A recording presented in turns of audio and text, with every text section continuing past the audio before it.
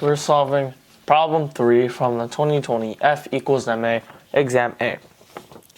When an axe is swung with kinetic energy E directly at a piece of wood, the edge of the axe is buried a depth L into the wood. If the axe is swung with kinetic energy 2E, how deep will it be buried into the wood?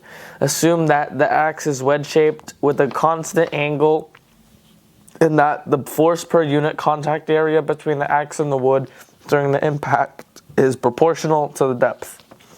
So here we have this weird thing where we have, say this is our piece of wood, and this is our first chop. This goes a length in, right? Our second chop would be swung with twice the kinetic energy. So how can we say that? We can first create a system's, well, just some general expressions. The energy is equal to the force, the average force per area times how deep it goes into it. So, or in this case, the length.